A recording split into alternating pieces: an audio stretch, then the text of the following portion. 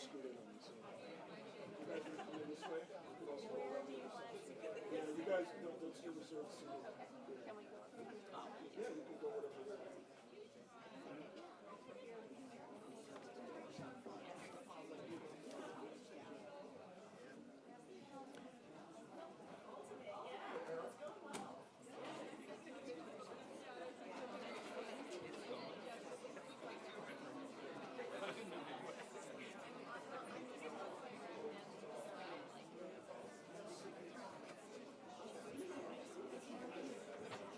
I was going to say, I'm going to lower this a little bit while I'm speaking, but not too much because I don't want it to get stuck and then you can't, right? Because anything that can go wrong will go wrong. You're going to lower this? Yeah, do you know how to do that?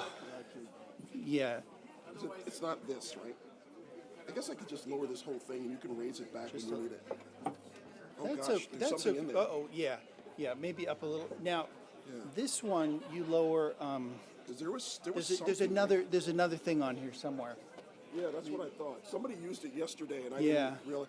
I mean, Maybe I can it's- work around it. It's so not a there's- big deal. Oh, maybe it's this. Maybe it's Yeah, this. that's it. Okay, just a little down is good. Yeah, Is that okay? Just to see over it, yeah. Because Because it's a little high otherwise. Yeah. Oh, they've got it in presenter mode. Yeah, so you don't have to look at There's that. some pros, yeah. Yeah, that's right. I can never figure out how to get it in Mi- presenter mine mode. So I need to use this mic, I take it. Not like a. Yeah, That if you want it. What, If why I is want that, it on is the that too YouTube. constraining? No, I can do it. Maybe there's this we too. might need to raise this up a little bit. I guess, but which mic do you want him using? Can he use this? Oh, I You- could you use can- this you one. can use this. Oh, beautiful. We want to use, he would like to use the law. Is that okay? Oh, yeah, of course. You can use that. Just know that it's live. You're live with the law. Right now, I'm on. Not until I turn it on. Now you're live. Yeah, once the green light's on. So you I good? will. Yeah. Okay. So this is going to push check, Yeah, it's going to It's come not- through the speakers just like that. and it'll do the YouTube. Yeah, everything's going to pick up. Yeah, either way, whether you use it or not, it's your phone. Did you want presenter mode or would you like to be Presenter mode's duplicate? great. Okay. Yeah, thank you so much. Sure. Yeah, it's great. Is this being recorded? Yeah, it's a part of the live stream. So you.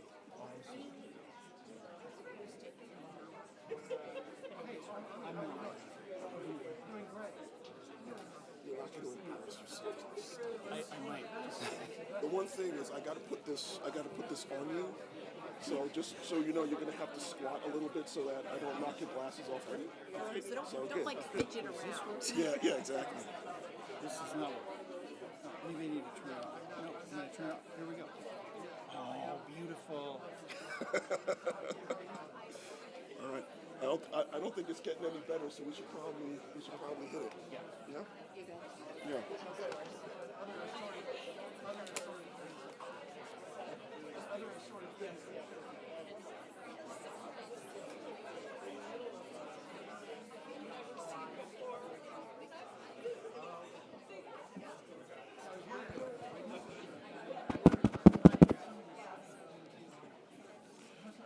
Good afternoon, everyone.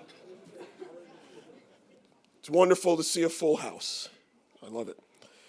Welcome to the investiture of Eric Johnson as the Edward W. Cleary Professor of Law.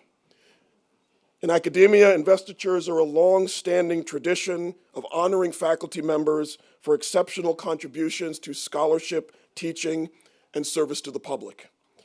It's great to see so many friends, colleagues, and students here to share this professional milestone with Professor Johnson, and I'd like to extend a special welcome to Professor Johnson's family, who are joining us today. His wife, Professor Penny Agalianos, one of our faculty colleagues here at the college, and their daughter, Zoe. Zoe, raise your hand, be acknowledged. Their son, Theo, happens to be in India on this auspicious occasion, so we will chalk that up to an excused absence.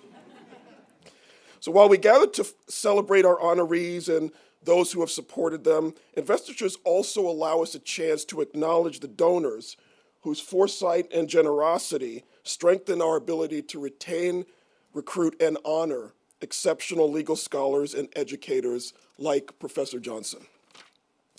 Today's endowed professorship, the Edward W. Cleary Professor of Law, is made possible by a generous estate donation from Albert E. Jenner in honor of Professor Cleary. As former Dean John Cribbett wrote in a 1989 tribute, Edward Cleary, who was a member of the class of 1932, was one of the college's most distinguished graduates.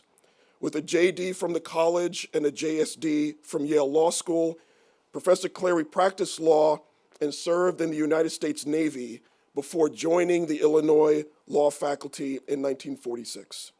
He quickly established himself as one of the nation's leading authorities on legal procedure and evidence.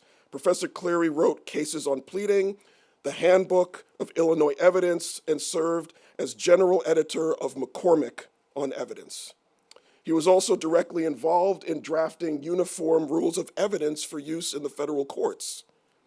Although Professor Cleary is no longer with us, his achievements and his legacy continue to guide us in building a faculty that strives for scholarly excellence and real-world impact. We're also delighted to be joined, yet again, by one of our friends across campus, one of our campus's distinguished leaders, Dr. Ami Santos, Associate Provost for Faculty Development and Professor at the College of Education. As many of you know, Dr. Santos is a national expert on the connections between family culture and the development of young children with disabilities. At the Provost's office, Dr. Santos develops and implements policies on faculty development and success, such as mentoring, support for pre-tenure and mid-career faculty, career paths for specialized faculty, and leadership development. Dr. Santos is becoming something of a regular fixture around here at the law school, as this is the third of 4 faculty investiture ceremonies she is joining us for this academic year. So, Ami, you owe us one more. Please join me in welcoming Dr. Ami Santos.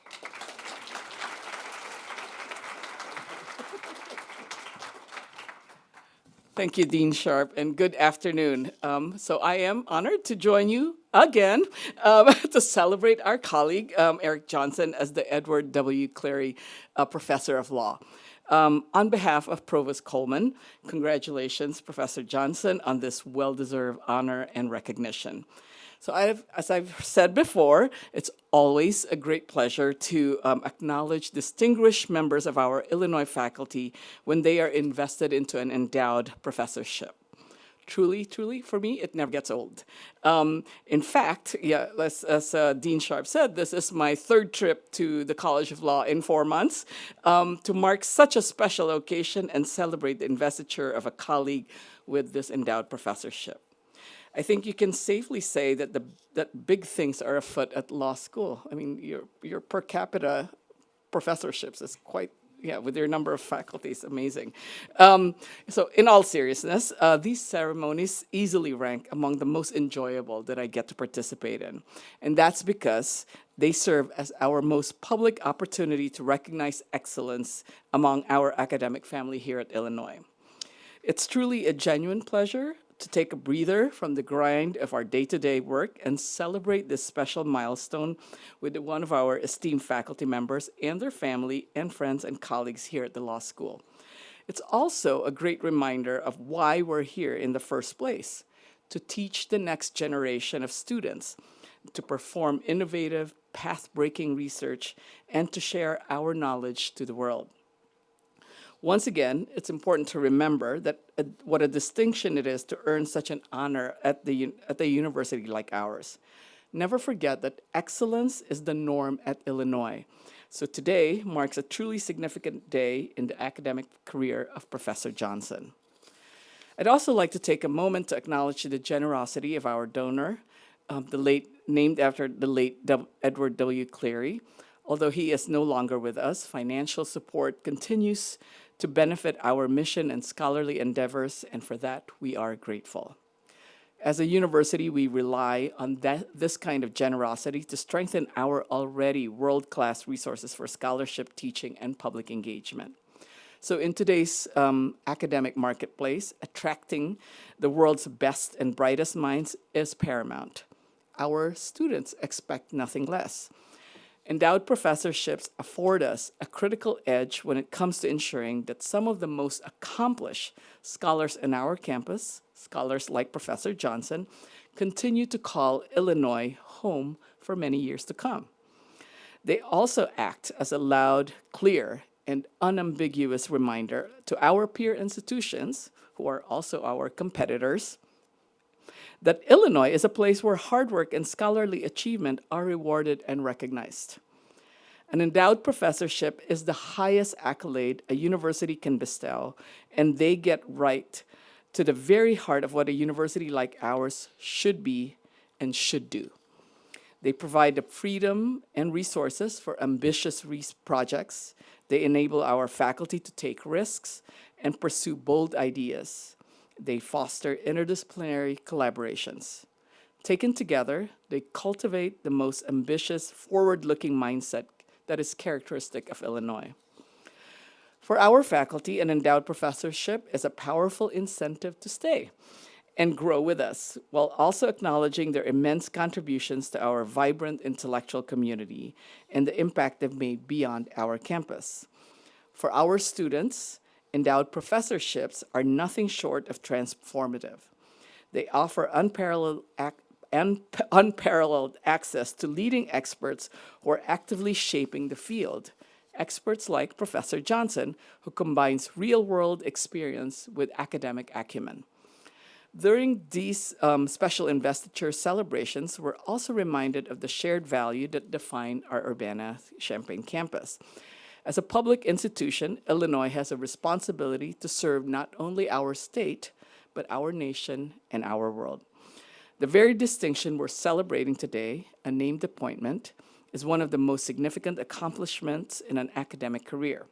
It is the highest honor, as I said, we bestow on our faculty, and one we reserve for those who have excelled in our most fundamental university missions of research, teaching, and public engagement. Professor Johnson, congratulations on this well-deserved achievement. Thank you, and now I'd like to invite Dean Sharp back to the podium.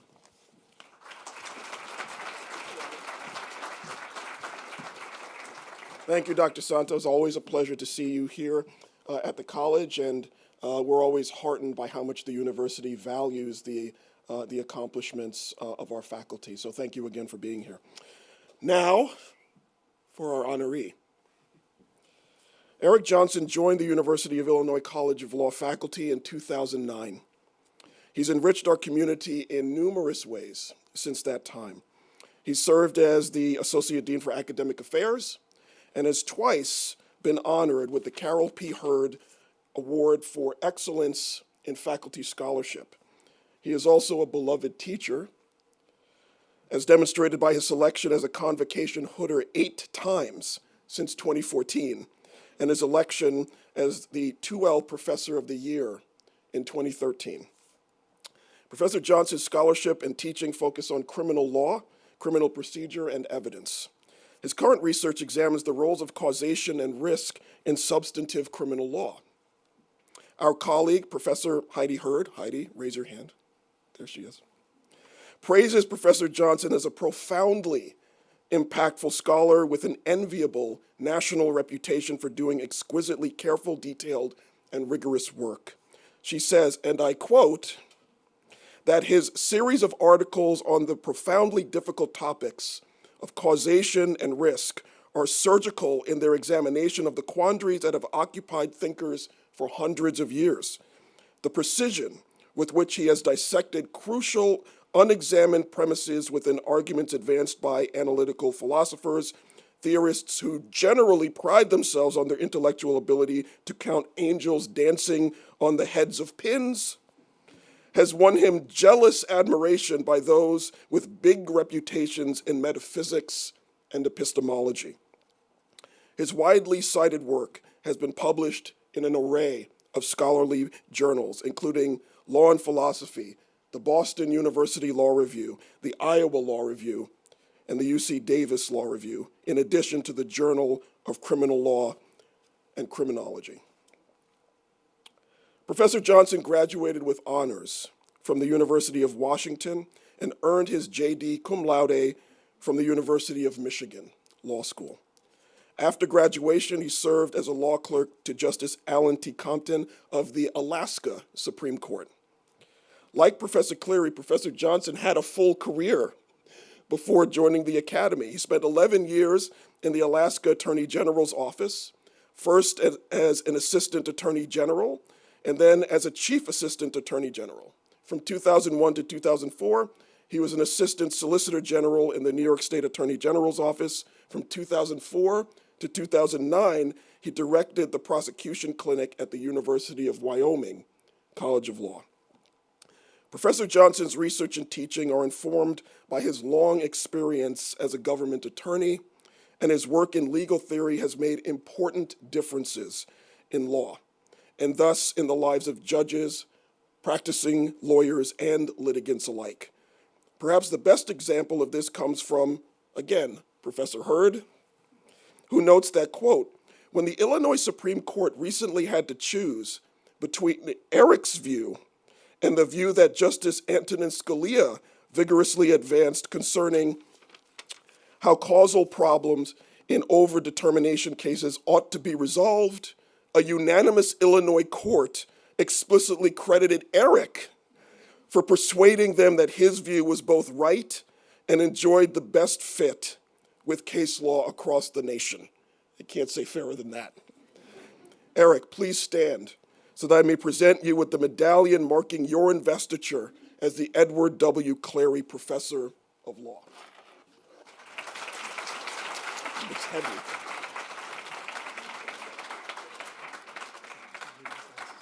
There you go.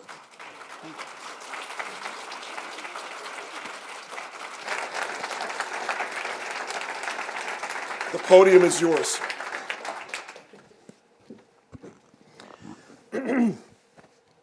Oh, I don't think my mic is on.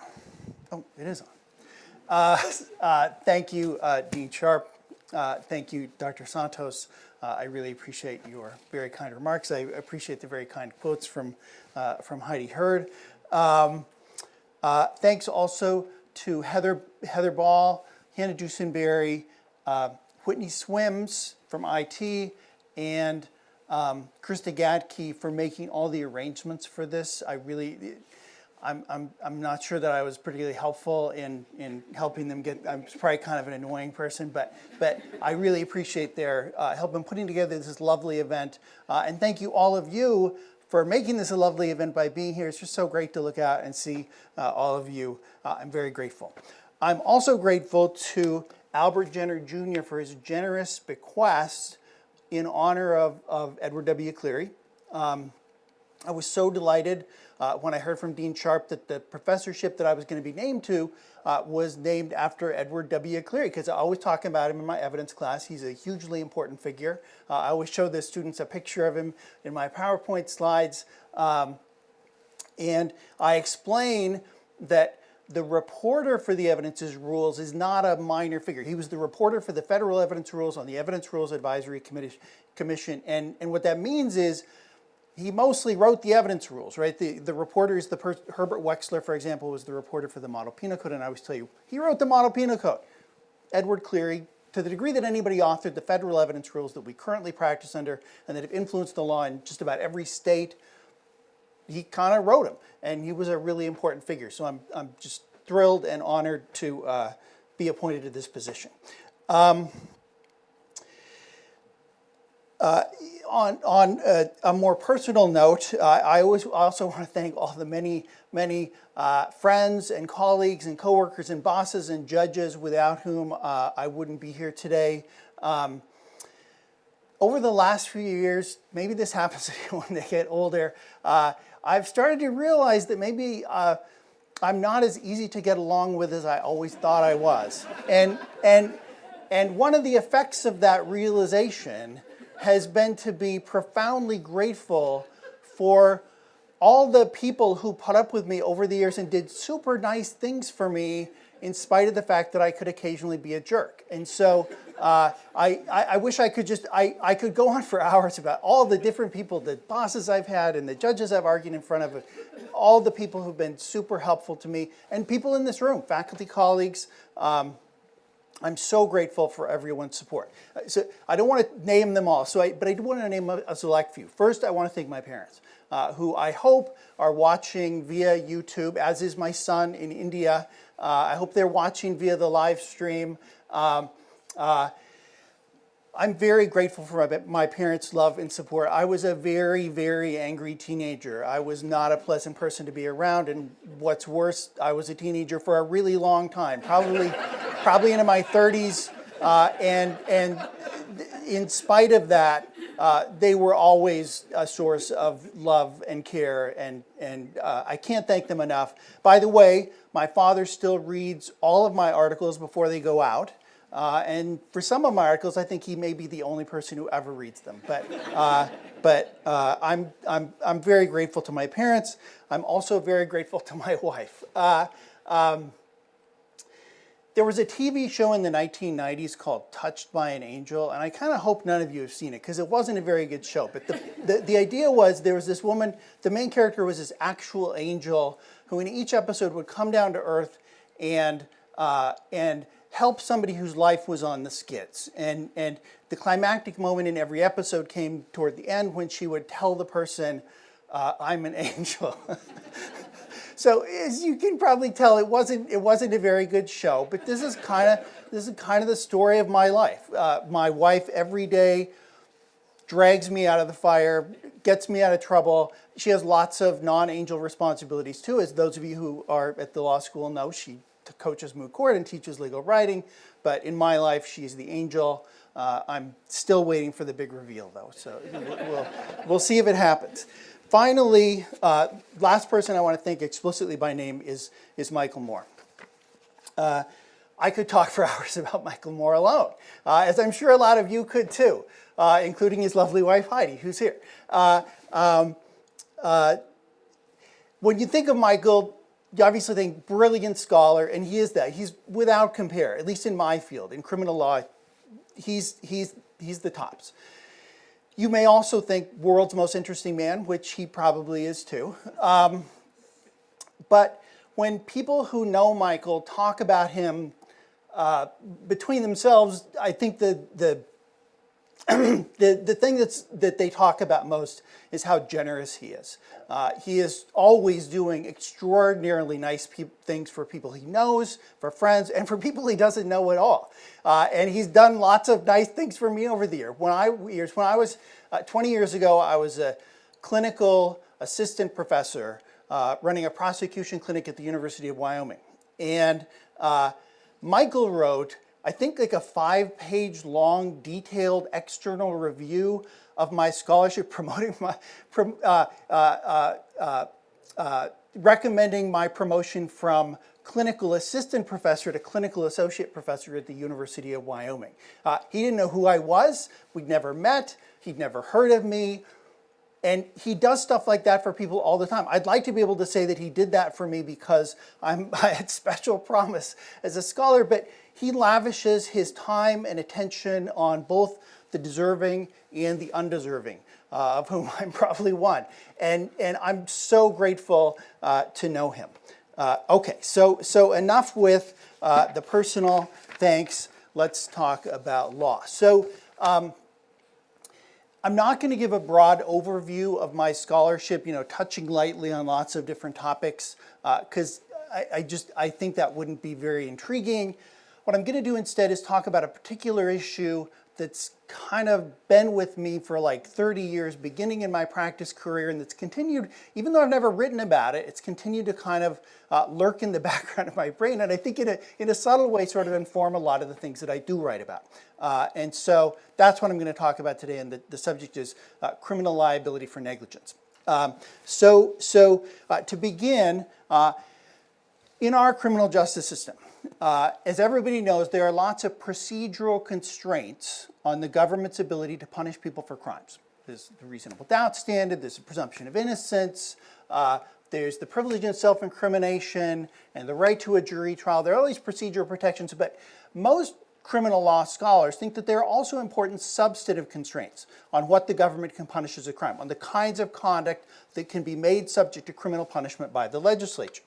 A couple of these are the harm principle and the mens rea principle. So the harm principle, which we associate with John Stuart Mill, you may have learned about the harm principle in your undergraduate political science classes. The harm principle says the government can't punish somebody for a crime, can't punish conduct for a crime, unless the conduct poses some risk of harm, direct or indirect, to somebody other than the actor himself. We can't punish conduct just because we morally disapprove of it. Another principle, and this is the one I'm going to focus on today, is what we call the mens rea principle, which says that even when there is an injury, even when there is harm, you can't punish somebody for inflicting that injury or causing that risk or harm unless they were actually mentally blameworthy at the time that they engaged in the conduct. It's a very important principle. A lot of us associate it with the great Justice Robert Jackson's opinion in the Morissette case, which I think there might be a couple of my students from this semester, which we just read in criminal law. He says the contention that an injury can amount to a crime only when inflicted by intention is no provincial or transient notion. There are lots of other good quotable statements about the centrality of mens rea to the criminal law in the Morissette case that I could also quote.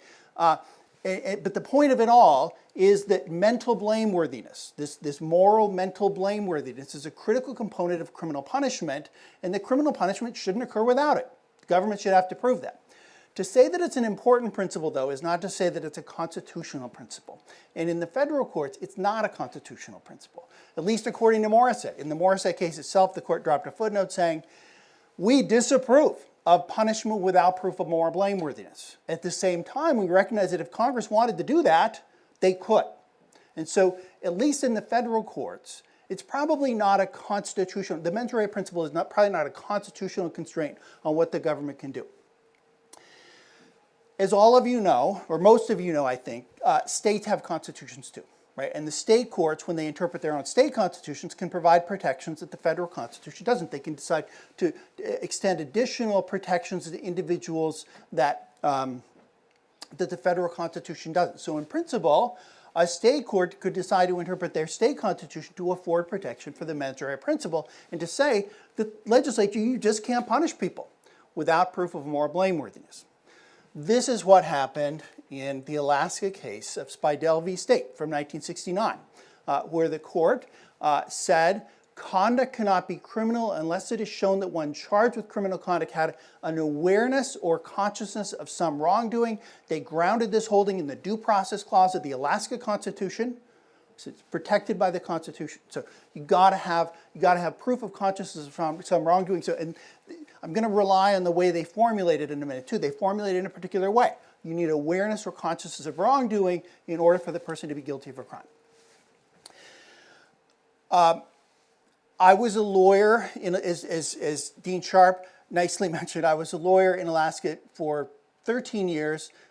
The last 11 as a state appellate prosecutor. As a state appellate prosecutor, I was routinely called upon to represent the state in cases where the defendant argued that a particular statute didn't require sufficient proof of moral blameworthiness and therefore ran afoul of the state constitution's Due Process Clause. Sometimes I lost, as I did in this case, State v. Fremgen, where the Alaska Supreme Court held that strict liability for statutory rape or child sexual abuse, that is imposing liability without a mistake of age defense, violates the Alaska Constitution, violates the Due Process Clause. I lost that one. It still stings. As my family knows, I still bear a grudge against the court and Mr. Fremgen. In my defense, I will say she was 12 years old. I don't think there should have been a mistake of age defense. But I lost. But moving on. Other cases where I represented the government where people challenged the statute on the argument that it didn't require sufficient proof of mens rea. One of them was State v. Hazelwood. So some of you may remember, some of you who were alive then, in 1989, the oil tanker Exxon Valdez ran aground on Bligh Reef in Prince William Sound and spilled 11 million gallons of oil. Prince William Sound was pristine, or still is pretty pristine. It's recovered for the most part. Killed thousands of seabirds, I think 250,000 seabirds, thousands of otters, lots of seals and killer whales. It was an unparalleled environmental disaster. The state prosecuted the tanker's captain, Joseph Hazelwood, for negligent discharge of oil.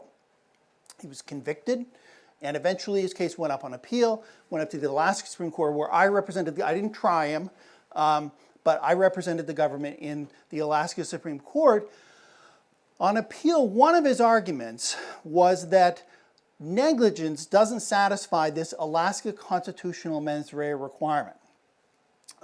He said that at the very least, the Constitution requires recklessness. So therefore, the statute imposing punishment for negligent discharge of oil was unconstitutional, and he couldn't be prosecuted.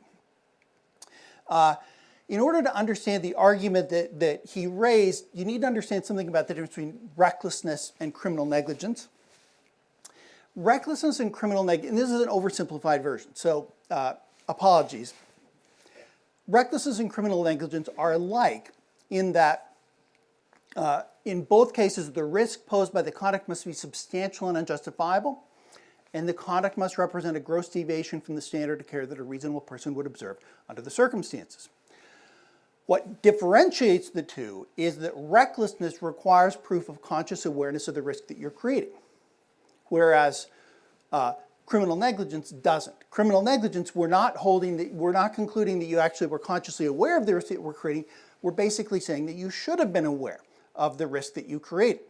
Now you can probably see how this hooks up to what the court said in the Spidell case. In the Spidell case, the court said consciousness or awareness of wrongdoing is required. And Hazelwood's attorneys argued, look, if you're not consciously aware of the risk that you're creating, the risk that makes your conduct wrongful, how can you be consciously aware of wrongdoing, have consciousness of some wrongdoing? That was his argument. It was not a novel argument. It had been around for a while. It had been raised famously by Jerome Hall, who was a professor over at Indiana University School of Law, who was a very distinguished criminal law scholar, who made exactly the same argument starting from exactly the same premise. He said, conscious awareness that you're engaged in wrongdoing is required as a fundamental starting point for criminal liability. And if you're not conscious of the risk that you're creating, you can't be conscious that you're doing anything wrong, and therefore you shouldn't be held liable. So he said it would be a great step forward to exclude negligent behavior from the scope of penal liability. So, and Hazelwood's attorneys naturally relied on Jerome Hall, and they made their own arguments. Did Hazelwood's attorneys win? No, they lost. And which means I won, which is good. Now I don't hold a grudge about that. They said the negligence standard is constitutionally permissible because it approximates what the due process guarantee aims at, an assurance that criminal penalties will be imposed only when the conduct of something society is can reasonably expect to deter. And the decision was by the great Justice J. Rabinowitz, very famous justice. He came to Alaska after graduating from Harvard Law School. He came up in territorial days and served in the Alaska Supreme Court for 32 years. He was actually one of the judges in that picture of the court that rendered the Spidell decision. But he found that the negligence standard did not violate the standard that the court had adopted in the earlier case. So if I had stayed in Alaska, that would have been the end of it, right? One of the nice things about being in practice is when a court decides something, you're done with that argument. You don't have to keep revisiting it. And I actually really like that. Even when you lose sometimes, it's nice that things can just be fixed and you don't have to come back to them. But I did not stay in Alaska. I wound up eventually in academia, where the question whether criminal liability for negligence is okay is very much an open question. In fact, I would think that probably a large majority of criminal law scholars think criminal negligence liability is really bad, that it violates the mens rea principle, and so we shouldn't have it. So now I'm in academia. Now I have to revisit this question that I thought I settled in the Hazelwood case. What's worse, I shouldn't say what's worse. I wound up in Illinois. So, there are lots of lovely things about Illinois, but Illinois doesn't punish criminal negligence. Illinois says the absolute the lowest mental state state of blameworthiness that will justify the imposition of criminal punishment is recklessness. And so criminal negligence is not good enough, which means that unlike the vast majority of states, Illinois doesn't punish criminally negligent homicide. And this might sound like sort of an abstract proposition to you. Let me give you an example to show you what it means. So back in September 2006, a recent graduate of the university in mechanical engineering was riding his bicycle on the shoulder of High Cross Road in Urbana. You guys may know that road. It's over on the east side of Urbana. He was struck from behind by a car. The car's driver, Jennifer Stark, had veered onto the shoulder while downloading a new ringtone for her cell phone. In fact, she veered so far off the road that she struck him with the driver's side of her car. Though Wilhelm was wearing a helmet at the time of the crash, he suffered massive head injuries and he died in the hospital 6 days later.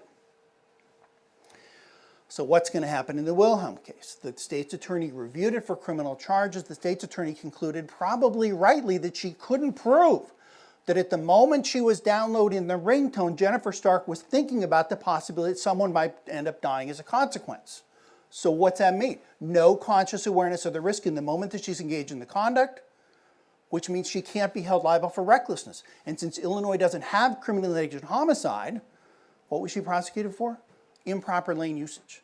Improper lane usage, $1,000 fine. In case you can't tell yet, I don't like this result. I'm a bicyclist, and I ride over that. I don't ride on High Cross because I know what happened out there, but I ride that way all the time. And so I'm not very happy with the result, and I'm not the only one. In 2003, the Illinois Criminal Code Rewrite and Reform Commission, which was chaired by Paul Robinson, a professor at Penn, who's also a very distinguished scholar of criminal law, they produced their suggestions for a rewrite of the Illinois Criminal Code, which included a suggestion that they add a criminally negligent homicide statute. They said the current code, in particular its lack of a criminally negligent homicide statute, sometimes fails to criminalize conduct that merits criminal liability. I'm with them, not with the Illinois legislature, which has repeatedly declined. They didn't act on this recommendation. In fact, I think most of the recommendations of the Rewrite and Reform Commission pretty much fell flat. But we still don't punish criminally negligent homicide. So this part of the presentation has been sort of semi-biographical, right? I've been talking about my life with criminal negligence and how the issue has kind of embroiled me. And now I want to give a little bit of an argument. I'm a lawyer. I can't resist arguing about this. I'm going to give a little bit of an argument for why I think the Reform Commission is right, why I think criminal negligence is sufficiently culpable to justify the imposition of criminal liability. And my argument is going to be kind of tentative. So I'm calling it 5 tentative thoughts about why criminal negligence is blameworthy. Okay, number 1. The argument from consciousness of wrongdoing proves way too much. Okay, so it's true that if consciousness of wrongdoing is required, then the person would need to be consciously aware of the risk that they were creating, the risk that makes the conduct wrongful, right? The trouble is that the consciousness of wrongdoing formulation would require a lot more than that. Just creating a risk is not in itself wrongful, right? There are lots of perfectly acceptable activities that create some level of risk, like driving your car, for example.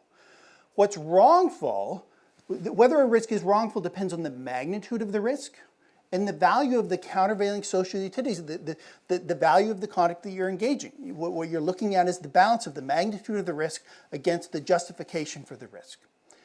So what makes conduct wrongful, in effect, is unjustifiable risk, not just risk. And so in principle, if we're going to require conscious awareness of wrongdoing, then we should require the person to be consciously aware that the risk they're posing is unjustifiable. Makes perfect sense, right? And in fact, that's what Hall said. That's what Jerome Hall said. He says, it is the unjustifiable increase in the risk that is pertinent. Accordingly, one must always ask whether the actor knew that he was creating an unwarranted, unreasonable risk. So the consciousness of wrongdoing formulation wouldn't just require awareness of risk, it would require awareness that the risk was unjustifiable. What's the problem with that? The problem is the current law doesn't require that, right? The recklessness standard does not require conscious awareness that the risk is unjustifiable. It just requires conscious awareness of the bare existence of the risk. Courts like to talk about the fact that recklessness has both objective and subjective components. Unjustifiability is the objective component. The magnitude of the risk in relation to the countervailing social benefits is the objective component of the standard. The subjective component just requires bare awareness of the existence of a risk. And so the argument from consciousness of wrongdoing isn't just incompatible with criminal negligence, it's incompatible with recklessness and even with implied malice murder, which doesn't require awareness of the magnitude of the risk either. One possible response to this is, well, then the criminal law is just bad, right? We should revise it to require, some people have made this argument, I don't think it's a very good argument, some people have said we should just change recklessness so that it requires the person to be consciously aware that the risk they're posing is unjustifiable. So what's wrong with that? What's wrong with that is that lots of very bad people, when they engage in their criminal conduct, think that what they're doing is justified. I could give a lot of examples, but I'm going to stick with one. This is from Springfield, and I'm sure most of you have probably heard about this case. Springfield Deputy Sheriff Sean Grayson shot and killed Sonia Massey because she wouldn't put down a pan of hot water. Grayson was charged with first-degree intentional murder, but he was convicted of second-degree murder. The jury rejected Grayson's claim that a reasonable person would have felt threatened by Massey, but the jury accepted his claim that he sincerely believed his conduct was justified in self-defense. What does that mean? So he raises a claim of self-defense. Getting acquitted on the basis of a self-defense claim means that you've got to show that a reasonable person in your situation would have perceived a threat of deadly force. The jury rejected his claim that a reasonable person would have perceived a threat of deadly force, but they credited his claim that he genuinely believed that he was facing a threat of deadly force. That's why they reduced it to second-degree murder. That's what we call imperfect self-defense, reduces first-degree murder to second-degree murder. Why does this matter?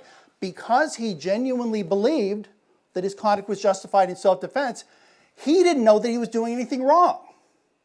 By definition, if he genuinely believed that his conduct was justified in self-defense, he genuinely believed there was a justification for the risk or the harm that he was creating, that he couldn't have been consciously aware of the risk. So unless you're willing to absolve not just the Jennifer Starks of the world, but the Sean Graysons of the world too, the consciousness of wrongdoing formula just doesn't work.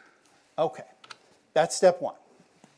Step two, the consciousness of wrongdoing formula is based on a misconception about how people make decisions.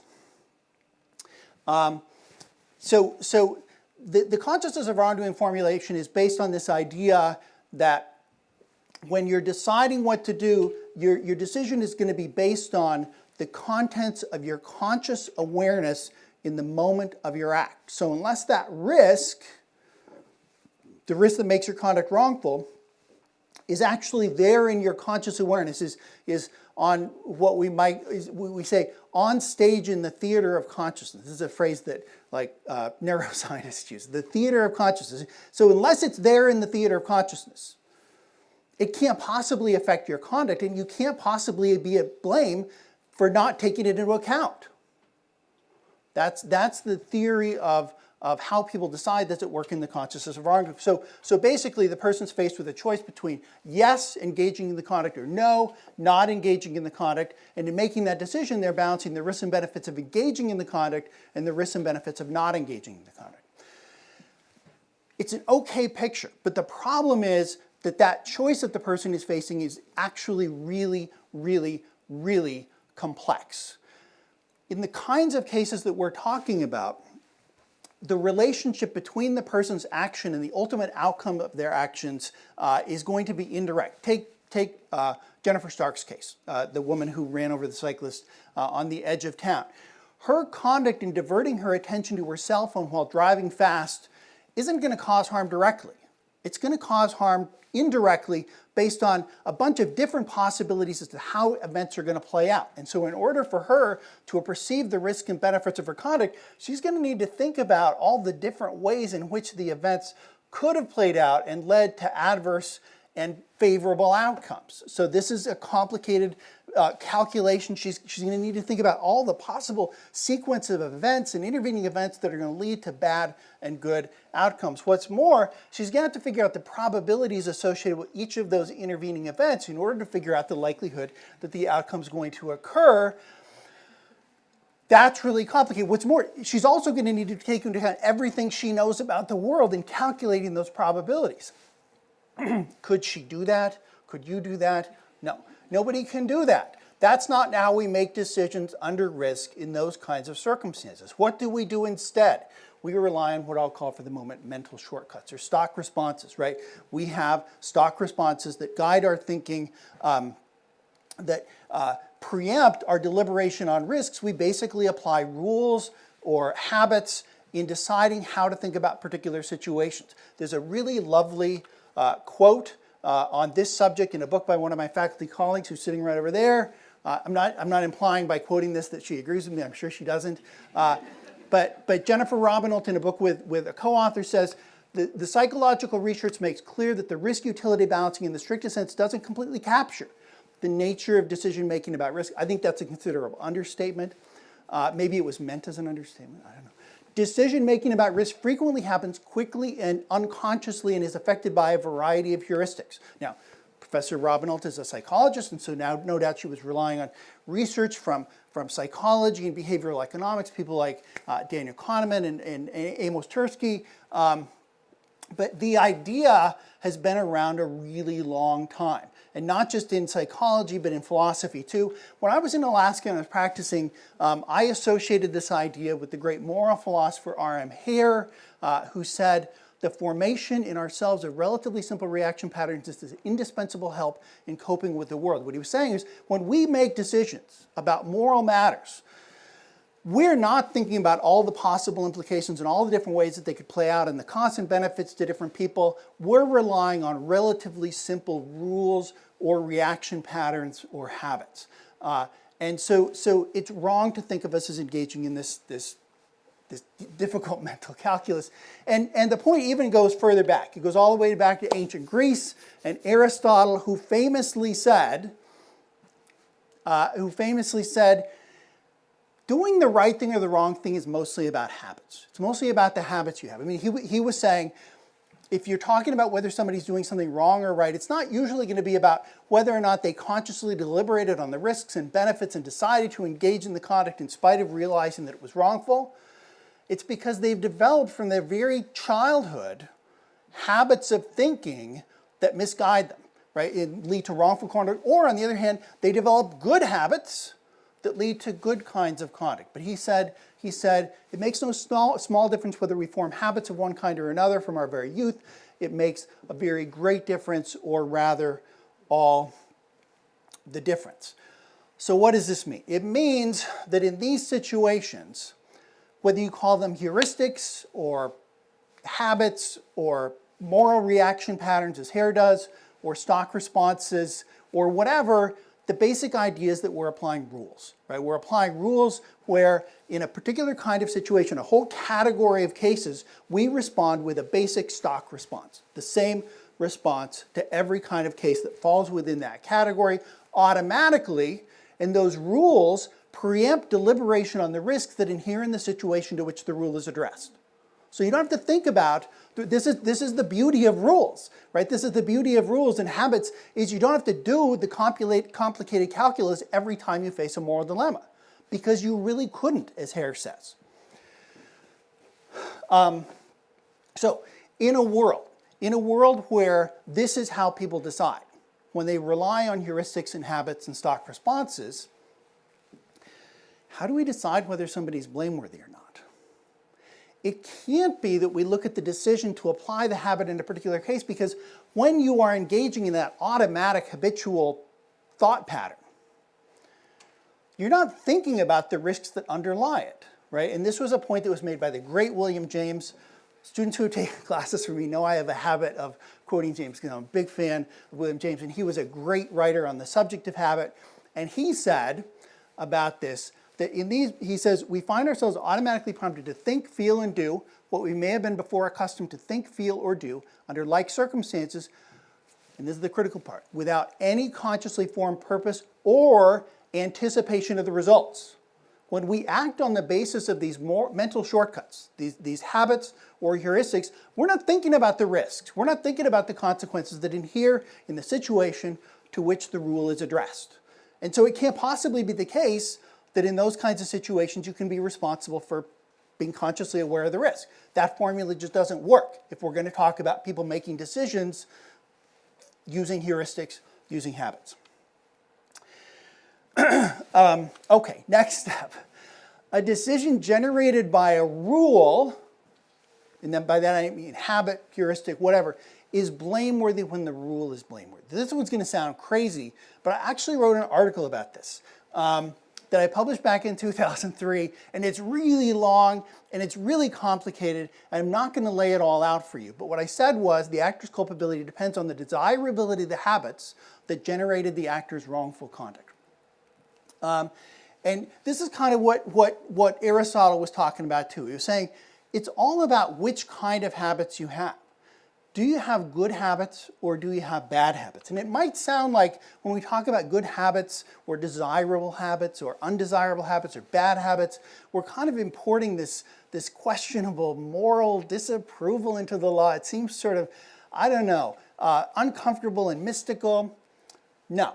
We're judging the habits and the rules in exactly the same terms that we judge individual choices. We're asking whether the costs and benefits of the habits that you've adopted are justified over time, or whether those habits generate unreasonable risks. It's not a weird moral distinction. I don't think that's how Aristotle meant it either. I think what we're asking ourselves is whether, as we apply the rule over time, so it's like the cost and benefit analysis that we apply to individual choices, except where rules are concerned, we look not just at an individual choice, but rather at the various choices generated by that, sorry, I'm getting some, rather at the choices generated by that rule over time, the efficiencies produced by the rule.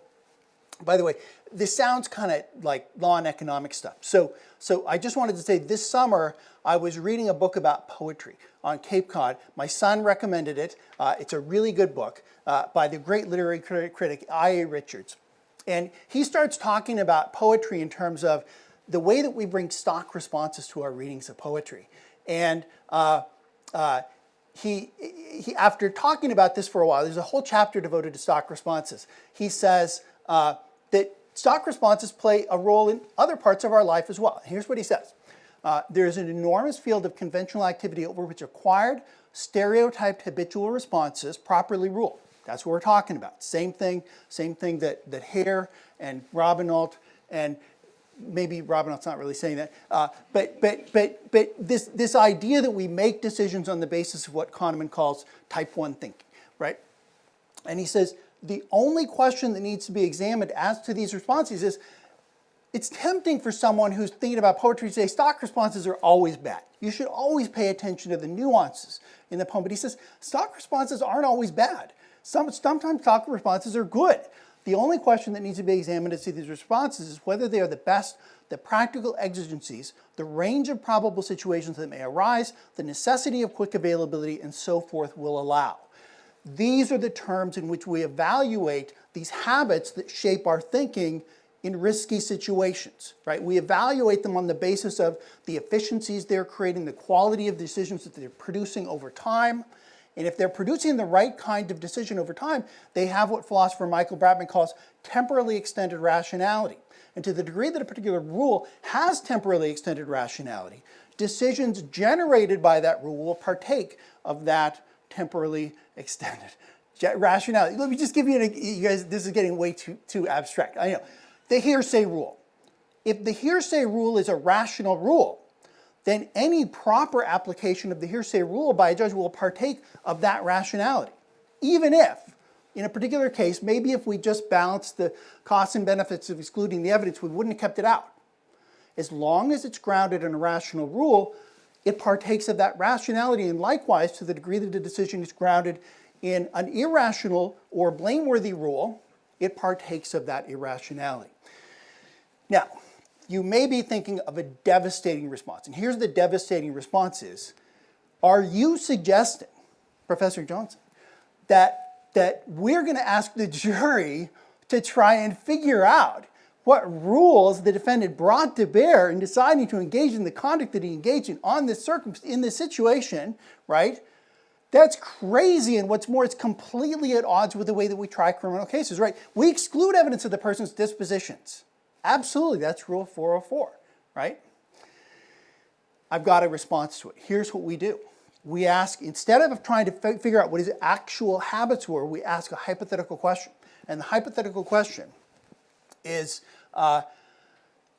imagine is there any set of reasonable habits, rational habits, that could have generated this conduct? If there's any rational set of it's a hypothetical question. We're not asking what mental processes actually happened. We're asking, could any rational set of habits have generated the conduct that he engaged in? And if the answer is no, then he's guilty. He's blameworthy. What does that sound like? That's just the reasonable person standard. That's just the reasonable person standard. This is what the reasonable person standard is about. And so this seemingly far out, crazy idea that I'm articulating, we judge people on the basis of the rules that they're applying, is actually what we already do. When we apply the reasonable person standard as part of the self-defense defense or criminal negligence or recklessness, we're judging people on the basis of the rules that they apply. So, and I'm just going to skip down here. My last point, sorry, I'm taking too much time. Last point, you're responsible for who you are. So Jerome Hall somewhat anticipated the kind of argument that I'm making. And he said, look, that's totally unfair. You can't judge people on the basis of the rules that they apply, the mental habits that they have, because people aren't really responsible for that stuff. He said, the growth and formation of personality from infancy onward in the family and other primary groups is not now considered to be a matter of individual control. So he's saying, you're not really responsible for who you are. Your parents are responsible for who you are. Your childhood friends and classmates, the people who bullied you, the people you bullied, they're responsible for who you are, not you. Aristotle disagreed. And Aristotle totally anticipated. Aristotle was great. By the way, my daughter gave me a new copy of Aristotle, a new edition of Aristotle for Christmas this year, and so I've really been getting into Aristotle. And Aristotle anticipates this point, and he says, actions and states, by states he means habits. He says, actions and states are not voluntary in the same way. So Hall is right about that. We don't choose our habits. I mean, I can't just, I wish I could choose today to have a habit of never eating dessert, but that's not going to happen. You don't choose your habits in the way that you make choices in individual cases. But he says, despite the fact that we don't choose them in the same way, ultimately our habits are voluntary. Ultimately our habits are voluntary, our states are voluntary. Partly he's making a point about how habits develop. Right? He spends a lot of time, as does William James, exhorting people to be sure that they're cultivating good habits over time. He thinks that you can control your habits to some degree. But I think he's actually making a deeper point too. I think the real difference between Aristotle and Hall is not really their view of psychology, but that Aristotle sees this kind of thinking, this heuristic-driven, habit-driven thinking, as absolutely pervasive. He says that's most of our decision-making. And if it's most of our decision-making, then absolving people of liability for the rules that they apply, for who they are, means basically throwing out the criminal justice system entirely.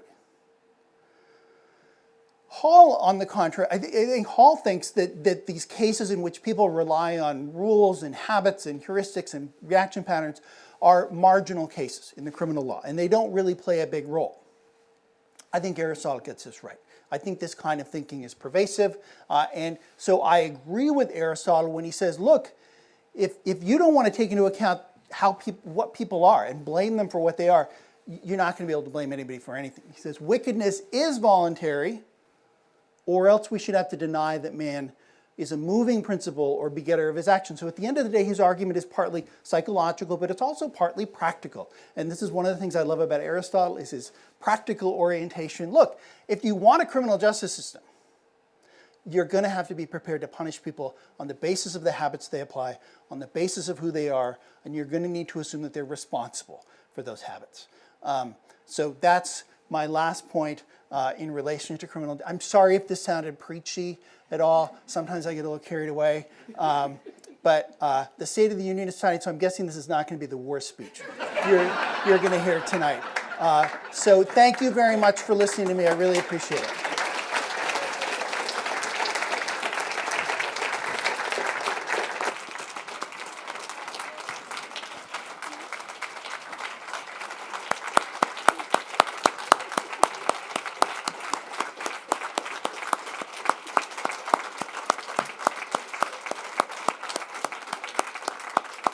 So Eric, thank you. That was amazing.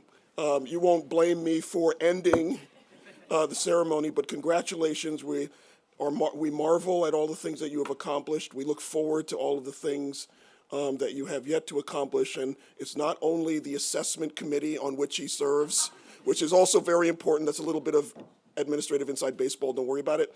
There's a nice reception out in the pavilion. I would ask all who are inclined to join us for that reception and to congratulate Eric and his family on this wonderful achievement.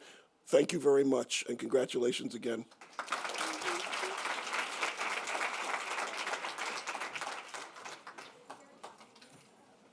That was incredible. Oh, thanks. No, seriously, that was amazing. Thank you. You got a standing ovation. I've never seen it. Good. Thank you. Yeah, that was great. That was nice. It was fun.